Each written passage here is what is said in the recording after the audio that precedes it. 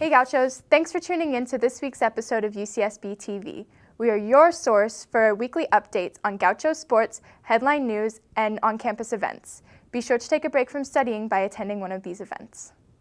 Hey Gauchos, it's Kalisha. Take a break from studying for midterms with one of these upcoming events.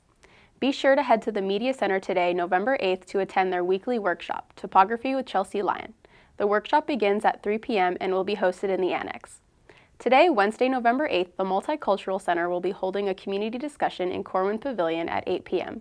Come by to voice your concerns about politics following the 2016 election and share your stories.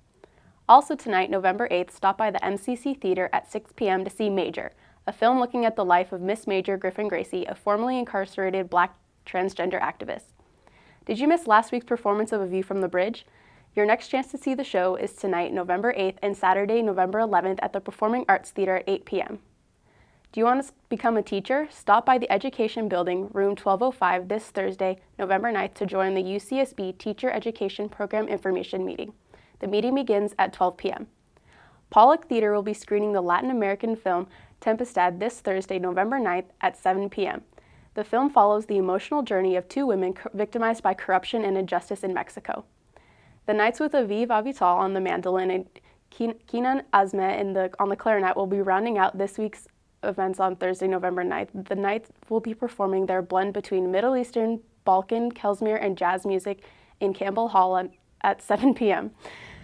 Come to the Performing Arts Theater this Friday, November 10th and 11th to see a 90-minute adaptation of Shakespeare's King Lear. The Great Tragedy starts at 8 p.m. The UCSB Cotillion Dance Club will be holding their 5th intercollegiate dance competition this Saturday, November 11th at Robertson Gym.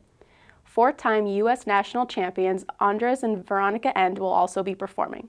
The competition begins at 8 a.m. Another great event to attend this week is the Chicana Indigenous Perspectives on Art Practice, Cuento Codex y Cuerpo. The art show will be held in the MCC Theater next Tuesday, November 14th at 6 p.m. Finally, UCSB's Magic Lantern Films will be showing Logan Lucky this Friday, November 10th and Tuesday, November 14th. There will be two showings of the film in Ivy Theater at 7 and 11 p.m. Want any more information about these events? Then head to the UCSB events page to find out more. And now we go to Jared with sports.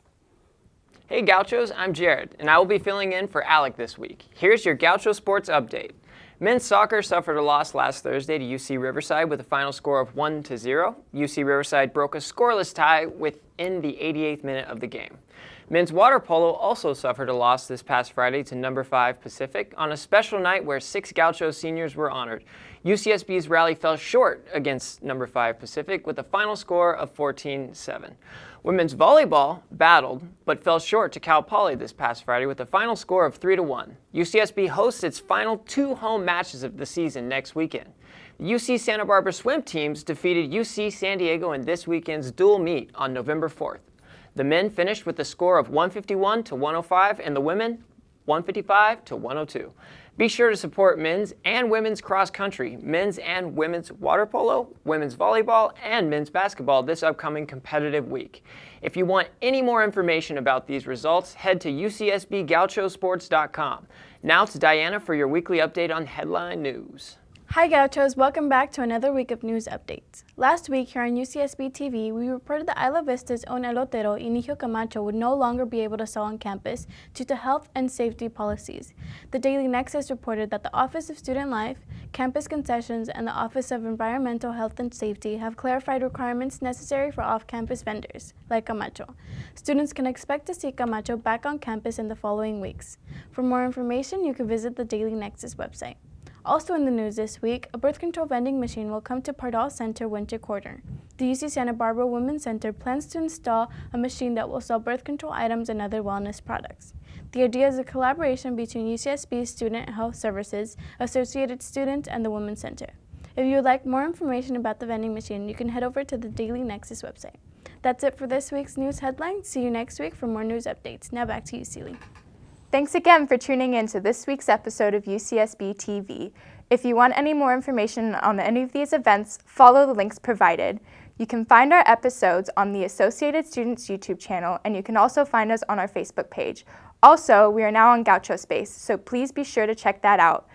Be sure to tune in next week for our weekly update, and good luck with your midterms, Gauchos.